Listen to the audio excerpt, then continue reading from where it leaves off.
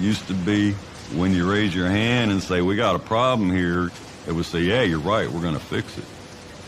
After the merger with McDonnell Douglas, the Airbus coming on, Boeing quit listening to their employees.